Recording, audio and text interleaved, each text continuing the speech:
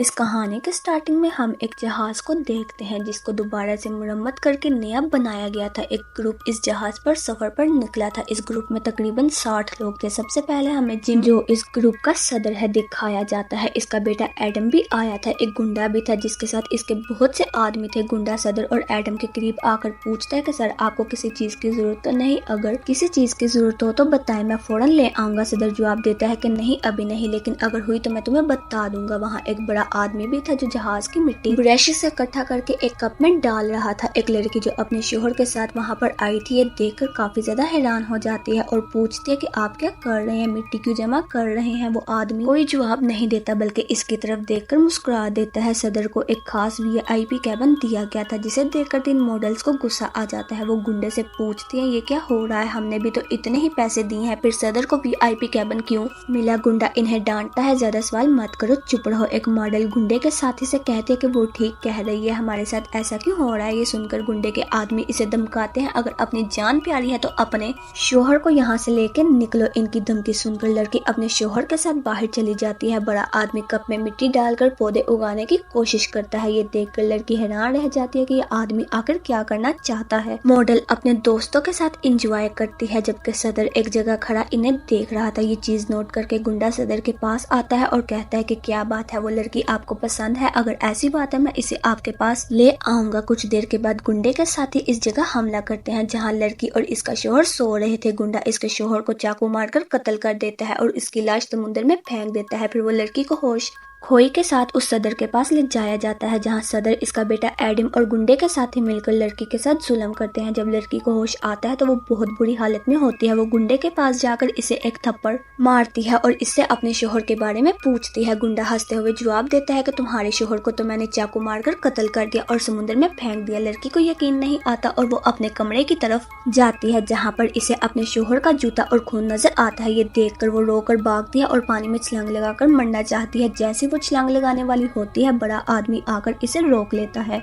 अब सारे मुसाफिर और दूसरे लोग शराब पीकर सो रहे थे। अगली सुबह जब सब जागते हैं तो देखते हैं कि जहाज जमीन पर नहीं बल्कि हवा में मुतल्लिक है। बड़ा आदमी ये मंजिल देख रहा था मगर इसे हैरानी नहीं होती। इसी वजह से उस लड़की को इस पर शक होता है, जैसे ये सब जानता हो इसलिए इस पर नजर रखने लगी और इसका पीछा भी करती है। हम देखते हैं कि जो बूढ़े आदमी ने डील की थी वहाँ से छोटे छोटे पौधे निकाल लाती है और जो 2 अंडे मशीन में रखे थे इनमें से भी चिकन निकल गए। अब सदर कैप्टन के कैबिन में जाकर इससे पूछता है कि शिप यहाँ पर कैसे आई और अब हम कहाँ पर जा रहे हैं। कैप्टन जो काफी परेशान था और काफी घबराया हुआ था, वो कहता है कि मैं खुद नहीं जानता कि हम कहाँ पर जा रहे हैं और डर भी कम नहीं हो रहा कि कोई बता सके कि इस वक्त हम कहाँ हैं और कहाँ पर जा रहे हैं। ऊपर से खाना भी हमारे पास कम है जो 3-4 दिन में खत्म हो जाएगा। ये सुनकर तमाम मुसाफिर काफी घबरा गए और इस कमरे का दरवाजा तोड़ने लगते हैं जहाँ खाना रखा हुआ था। तब सदर से पूरी रिलैक्स करते हुए कहता है कि मेहरबानी फरमाकर सुकून से रहे, लड़ाई मत करे, सबको बराबर दिया जाएगा। लेकिन कोई भी सुनने को तैयार नहीं था, इसलिए गुंडा यहाँ अपनी ताकत का इस्तेमाल करता है। वो गन पॉइंट पर सबको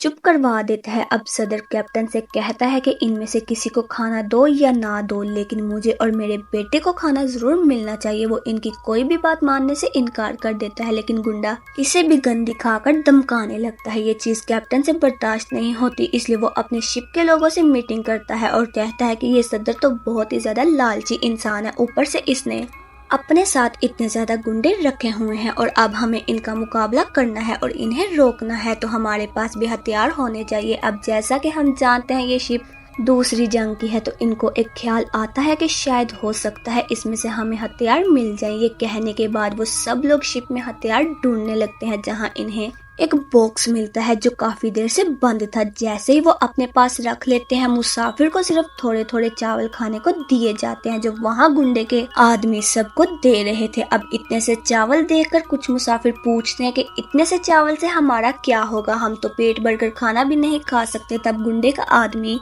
कहता है कि जितना तुम लोग को मिल रहा है इसको ही गनीमत समझ के खा लो, तुम लोगों को तो शुक्र करना चाहिए कि तुम लोग को इतना खाना भी मिल रहा है। पर वो लोग नहीं सुनते और बहुत सारे मुसाफिर इनका पीछा करते करते सदर के कैबिन में चले जाते हैं जहां पर देखा जाता है कि यहाँ तो सदर और इसके लोग अलग अलग किस्म के खाने खा रहे हैं, वो भी पेट भर के। ये देखकर तमाम मुसाफिर गुस्सा हो जाते हैं और यहाँ पर फिर गुंडा दोबारा से इन्हें अपनी गन दिखाकर धमकाने लगता है कि चुप करके यहाँ से चले जाओ। अब वो मुसाफिर कुछ भी नहीं कर सकते थे, इसलिए बेचारे डरकर वहां से चले जाते हैं। एक बूढ़े आदमी के पास जाकर पूछते हैं कि दादाजी आपकी तबीयत क्यों खराब है, पर इस बार वो मुस्कुराता नहीं और कोई जवाब नहीं देता। अब सदर दोबारा कैप्टन से पूछता है कि शिप कहाँ पर जा रही है, हम लोग अब कहाँ पर मौजूद है। इस पर कैप्टन जवाब देता है कि मुझे नहीं पता कि हम लोग कहाँ पर जा रहे हैं। ये सुनकर सदर को इतना गुस्सा आया कि वो इसके मुंह पर थप्पड़ मार देता है। ये सुनकर गुंडा जैसे इसके पास आता है इसके साथ बदतमीजी करने, इसे पकड़ने ही तो तभी प्रेसिडेंट का बेटा एडम सामने आकर गुंडे को ऐसा करने से रोक देता है और इसको बचाकर वहां से ले जाता है। और अब ये दोनों बुरे आदमी के पास जाते हैं। जी हाँ, वो अभी भी पौधे उग रहे थे जो पहले से बड़े हो गए थे। चोरी चुपके कुछ मुसाफिर खाना चुराने की कोशिश करने लगते हैं, लेकिन वो गुंडा इन्हें देख लेता है और इन्हें जान से मार देता है। ये देखकर प्रेसिडेंट काफी खुश हो गया और वो गुंडे को इस काम के लिए शाबाशी देता है और गुंडा प्रेसिडेंट को एक गन देता है कि आप इसे अपनी हिफाजत के लिए अपने पास रख लो, अगर कभी मैं आपके पास ना हुआ तो ये गन आपकी हिफाजत करेगी। अब प्रेसिडेंट बड़े ही मजे लेकर चिकन को खाने लगता है। एक लेग पीस को वो वहाँ मुसाफिरों के सामने फेंक देता है, जो देखकर एक शख्स इसे उठाने के लिए वहां मुसाफिरों की भीड़ जाती है। वो इसके आपस में लड़ने लगते हैं, बेकाबू हो जाते हैं क्योंकि वो बहुत भूखे हैं, इन्हें कब से खाना नहीं मिला। ये देखकर एडम को अपने डैड प्रेसिडेंट पे बहुत ज्यादा गुस्सा आता है, इसलिए वो इन्हें डांटने लगता है कि इन लोगों के साथ आखिर लोग क्यों कर रहे हैं, कि बेटा अगर हमें जिंदा रहना है तो इन सबको मारना होगा, तो हम बस इसे एक फिल्म का सीन समझकर एंजॉय करते हैं। उधर बिद आदमी शो के बाथरूम से यूरिन जमा करके लौटता है और इसे पौधों पर डाल देता है, जो देखकर एज कहती है कि दादाजी ये क्या गंदे काम कर रहा है, यहाँ पर इससे पौधों को क्या फर्क पड़ेगा। इस पर भी वो कोई जवाब नहीं देते बल्कि मुस्कुरा देते हैं। कभी इसको उल्टी होने लगी, ये देखकर बड़ा आदमी इसे चेक करता है और मालूमात देता है कि तुम माँ बनने वाली हो। अब इसका हस्बैंड तो रहा नहीं और अकेले यहाँ वो इस बच्चे को पाल सकती थी, इसलिए ऐसा करने का सोचते हैं कि इसने चम्मच उठा लिया और जैसे अपने पेट में करने लगी, एक वक्त पर बड़ा आदमी इसे रोककर इसकी और इसके बच्चे की जान को बचा लेता है। एडम को ये बात पता चल जाती है कि ये माँ बनने वाली है और इसे खाना चाहिए, इसलिए वो खाना खाते वक्त छुपा कर रख लेता है और इन्हें जाकर उस लड़की को दे देता है। वो लड़की कहती है कि मैं तो तुम्हारी शक्ल तक देखना नहीं चाहती, तुम्हारे हाथ से खाना लेना तो दूर की बात, क्योंकि जब सब लोगों ने मेरा फायदा उठाया मैं बेहोश थी, तो इनमें से तुम भी शामिल थे। जिस पर एडम कहता है कि प्लीज मुझे माफ कर दो, मुझे अपनी गलती का एहसास है और ये लो प्लीज, तुम्हें इसकी जरूरत है। अब बूढ़ा आदमी एडम के हाथों से वो खाना लेकर इस लड़की को दे देता है, तो तब जाकर वो इस खाने को खाती है। शाम हो जाती है, लोगों की भूख से बहुत बुरी हालत होती है, इसलिए वो खाने वाले कैबिन में जाकर खाना चुराने लगते हैं। पर तब भी वहाँ पर प्रेसिडेंट आकर इनमें से एक आदमी को गोली मारकर कहता है कि जितना भी खाना उठाया है जल्दी से वापस रखो। अब मुसाफिर डर कर और मजबूरन खाना वापस रख देते हैं। मारे हुए मुसाफिर के पास वो बड़ा आदमी आया और इसे उठाकर अपनी जगह पर ले जाता है। वो उसकी लाश के पहले टुकड़े टुकड़े करता है, फिर इन्हें मशीन में डालकर पेस्ट करके पौधों में डाल देता है खाद के तौर पर, ताकि पौधे और जल्दी से उगने लगे। ये देखकर इसकी हालत और खराब हो जाती है और वो दौड़ने लगती है। साथ में ये सोचने लगती है कि बड़ा आदमी पागल तो नहीं जो ऐसी हरकतें कर रहा है। कैप्टन प्रेसिडेंट के कैबिन में बम फेंककर दरवाजा बंद कर देता है ताकि वो मर जाए, लेकिन ठीक वक्त पर बम को गिरा देता है और ऐसे इसकी जान बच जाती है। और फिर वो बाहर आता है गन लेकर। गन पॉइंट पर एक पेन से पूछता है कि क्या तुम्हारे पास ये बम कहाँ से आया, तो मजबूरन कैप्टन को बताना पड़ता है कि इसलिए प्रेसिडेंट वार्निंग करके पूरा हथियारों का बॉक्स इससे ले लेता है। अब प्रेसिडेंट की शैतानी दिमाग में एक आइडिया आता है, क्यों ना मैं इन बम से सारे मुसाफिरों को ही उड़ा दूं। एडम दोबारा से उस लड़की के पास जाता है ताकि वो बड़ा आदमी हर बार इसको बचा लेता है। पता नहीं क्यों, शायद कोई वजह हो जो ऐसा करता है। जो मैं शो से कूद रही थी तब उसने मेरी जान बचाई, और जब मैंने अपने पेट में चाकू करने की कोशिश की तब भी इसने ही मेरी जान बचाई। थोड़ी देर बाद गुंडा ऐलान करता है कि अब सब मुसाफिरों को हमने एक कमरे में देर से खाना रख दिया है, जिसे भी चाहिए वो वहां जाकर ले ले। ये सुनकर लोग जल्दी से कमरे की तरफ भागने लगते हैं। ये देखकर वो लड़की भी वहां पर जाने लगती है, मगर पहले की तरह इस बार भी बड़ा आदमी उसे रोक लेता है। सारे मुसाफिर जब इस कमरे में आते हैं तो गुंडा इस दरवाजे को बंद कर देता है और अब एक सुराख के जरिए सदर वो सारे बमों को अंदर गिराना शुरू कर देता है। दरवाजा खोलकर जल्दी से वहां से बाहर आने की कोशिश करने लगे लोग। फिर दरवाजे पर खड़े गुंडे गुंडे के लोग इन पर हमला करके इनको बुरी तरह से मारकर सबको गिरा देते हैं। अब ये फिल्म बढ़ता ही जा रहा था, इसलिए अब अपना जोर लगाकर कुछ मुसाफिर बाहर आ गए और गुंडे के आदमियों से लड़ने लगे। इस तरह वहाँ जंग का एक माहौल बन जाता है। सब एक दूसरे के खून के प्यासे बन जाते हैं और एक दूसरे की जान लेने लगते हैं। कुछ देर में पूरा जहाज खून से लथपथ हो जाता है। कुछ लोग बाउंस मारे जाते हैं तो कुछ ऐसे आपस में लड़कर अपनी जान से हाथ धो बैठते हैं और अब यहाँ सिर्फ कुछ लोग जिंदा बचे थे। सदर गन पॉइंट पर सबसे पूछता है कि कैप्टन कहाँ पे है, उसे जल्दी से ढूंढो, जबकि कैप्टन तो सारे खाने पर पेट्रोल डालकर उसे जला देता है क्योंकि इस खाने की वजह से ही ये सब होता है और अगर एक मारा जाएगा तो सब मिलकर मरेंगे। वहाँ तक एक गुंडा आ जाता है, उसने कैप्टन को शूट करके उसे मार दिया और फिर जले हुए खाने को खाने लगा, लेकिन फिर वो उस खाने को थूक देता है क्योंकि वो उससे खाया ही नहीं जाता। बड़ा आदमी इन लाशों को अपने लिए इस्तेमाल करने का सोचता है। वो बारी बारी सबको टुकड़े करता है और इस लड़की को भी चाकू देता है। ऐसा करने के लिए पहले तो वो मानती नहीं, लेकिन फिर राजी हो जाती है और चाकू पकड़कर अब उन लाशों के टुकड़े करने लगती है। बड़ा आदमी सब लाशों को बारीक पीस करके पौधों में खाद डालने के लिए बनाता है और जो लाशें बाकी गई थी उनका इंतजाम भी वो कर लेता है। वो लाशों की कटी हुई हिस्सों में कुछ बीज डालकर इन्हें मिट्टी भरता है क्योंकि इसे उम्मीद थी कि ऐसा करने से ये बीज बढ़ेंगे और ये सब कुछ क्यों कर रहा था, लेकिन फिर भी वो लड़की इसकी मदद करती है और पौधे भी लगाती है। अब एडम को काफी ज्यादा गुस्सा आता है। वो अपने डैड को डांटता है कि देखा आपने अपने स्टूपिड फैसलों का नतीजा, लालच की वजह से आपने बनाया था, सब मर गए और जितना भी खाना था वो जलकर राख हो गया। अब खाना खाने के लिए कहाँ से आएगा। तब उसके डैड कहते हैं कि मैंने बिल्कुल ठीक किया, अच्छा ही हुआ जो भी हुआ और खाना बहुत जरूरी चीज है। अगर ऐसी नौबत आई कि तुम्हें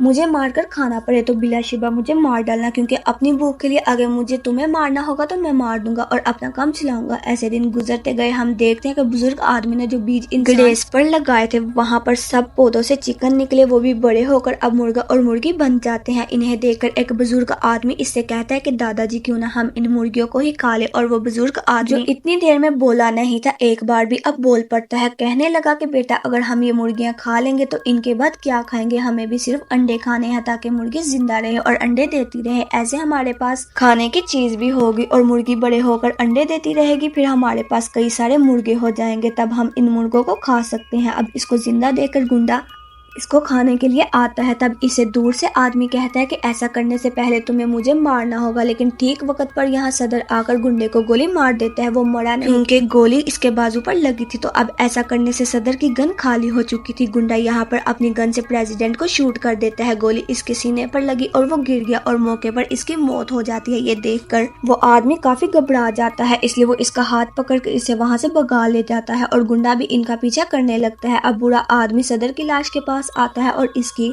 गोली वाली जगह पर बीज और मिट्टी डाल देता है। इनका पीछा करते करते गुंडा इन तक पहुंच जाता है। इस बार वो इससे लड़ता है और इसके सीने पर शूट करता है और फिर सर पर, जिससे गुंडा वहीं पर मर जाता है। इसकी शर्ट खोलकर गोली वाली जगह पर एक मिट्टी डाल देती है, जो चीज इसने बुरे आदमी से सीखी थी। कुछ दिन के बाद दिखाया जाता है कि लाशों में से और पौधे उग गए जो काफी बड़े हो गए। मैडम बड़े आदमी को कहती है कि मुझे बहुत भूख लगी है, प्लीज वो मुर्गा दे दो ताकि मैं इन्हें खा सकूं। अब यहाँ बुरा आदमी इसे मुर्गी तो नहीं देता बल्कि कोई मांस का टुकड़ा दे देता है इसे खाने के लिए ताकि वो अपनी भूख मिटा सके। अगले दिन जब वो दोबारा खाना मांगती है तो इस बार बड़ा आदमी इसे मांस का टुकड़ा खाने को देता है। ये देखकर वो काफी हैरान हो जाती है। इसे कुछ समझ नहीं आ रहा था कि बूढ़े आदमी को मांस के टुकड़े कहाँ से मिल रहे हैं, क्योंकि सारे लोग तो पौधे बन गए हैं। ये बात इसने बड़े आदमी से पूछी, लेकिन इस बार भी इसने जवाब में सिर्फ मुस्कुराहट दी। पर यहाँ पर हम ये देखते हैं कि जब भी वो आदमी इसे खाना मांगता था तो बुरा आदमी इसे खुद अपना मांस ही काट कर देता था। और फिर ऐसे एक दिन बुरे आदमी को एक आइडिया आया। इसने अपने जिस्म का हिस्सा मतलब कि अपना सर काट कर एक बाल्टी में डाल दिया और समुद्र में कूद जाता है और ये इसका भी खेल खत्म हुआ। हालांकि वो बेचारा सबकी भलाई चाहता था। वो सोचना पड़ जाती है कि आखिर बुरे आदमी ने ऐसा क्यों किया। फिर अभी दोनों कुछ दिन बुरे आदमी का मांस खाकर जिंदा रहते हैं, लेकिन जब एक दिन वो भी खत्म हो गया तो आदमी एक मुर्गी को काटने जाता है, पर इसे ऐसा करने से वो मना कर देती है कि तुम बेशक मेरे जिस्म का कोई हिस्सा काट कर खा लो, लेकिन इन मुर्गियों को मत काटो। दादाजी इतनी मेहनत से पालकर बड़ा किया, लेकिन एडम इसकी बात नहीं मानता और मुर्गियों का मारने के लिए चला जाता है। पर इससे पहले कि वो ऐसा करता वो कुल्हाड़ी लेकर इसके पीछे आई और इसने कुल्हाड़ी इसकी कमर में मारी। इसकी हालत खराब हो जाती है और ऐसे इसकी भी मौत हो जाती है। इसमें यहाँ एक और जान चली जाती है कि इन मुर्गियों को बचाने के लिए बुरे आदमी ने खुद को कुर्बान कर दिया, जिसके टुकड़े कर दिए। मतलब ये मुर्गियों की जान बचानी है तो इसे कम खाना होगा वो इन जगह बैठकर एडम का मांस खा रही थी। वो इस पूरे जहाज में बिल्कुल अकेली थी। ऐसे कुछ दिन और गुजर जाते हैं और अब वो बीज जो आलू और तरबूज के बूढ़े आदमी ने उगाए थे वहाँ अब एक तार बस और आलू और गैतरी बड़े बड़े सब्जियां और फलों को खाकर अपना गुजारा करती है। मुर्गियां और भी बड़ी हो जाती हैं और अंडे भी देती है। अब देखते ही देखते अपने बच्चे को पैदा कर लेती है और इसे भी इस जहाज में रखती है और पानी लगाती है। और इस जहाज की हालत को हम देखते हैं कि जहाँ पर बहुत बड़े बड़े पौधे हो जाते हैं और अब ये जहाज कम जंगल ज्यादा बन गया था। बेटा अब काफी ज्यादा बड़ा हो जाता है और जब एक दिन वो पौधा तोड़कर खा रही थी तो हमें इस जहाज के बाहर और अंदर का सीन दिखाया जाता है जहाँ यही पौधों की जंगल का पूरा पहाड़ बन गया और फिर हमें पौधे ही पौधे दिखाई देते हैं जो वरदान पड़ी थी। ऐसा लग रहा था कि जैसे इंसानों की दुनिया पर रहती होगी। और अब इस कहानी में हमें दिखाया गया कि कैसे यहाँ हर किसी को अपनी ही फिक्र है, अपने पेट की, अपनी भूख मिटाने की। इस चीज में कुछ लोग इतने अंधे हो जाते हैं कि एक दूसरे को जान से मारने से भी गुरेज नहीं करते। इस माहौल में भी एक भला इंसान ऐसा था, इसलिए सबका भला करने के लिए अपने दिमाग का इस्तेमाल किया क्योंकि वो जानता था कि कुदरत क्या है, इसकी अहमियत क्या है। इसने इस चीज का फायदा उठाया और वो नहीं चाहता था कि मेरी मौत के साथ सब खत्म हो जाए, इसलिए इसने इसकी जान बचाकर इसे भी सब कुछ सिखाया और बड़े आदमी से सीखती हुई हर चीज को इसे संभाल कर रखती गई। और हमें यही सीन दिखाते हुए ये कहानी यहीं पर खत्म हो जाती है। ऐसी मजीद वीडियोस के लिए हमारे चैनल को लाइक करें, सब्सक्राइब करें। हम आपको मिलते हैं नेक्स्ट वीडियो में इंशाल्लाह। अल्लाह हाफिज।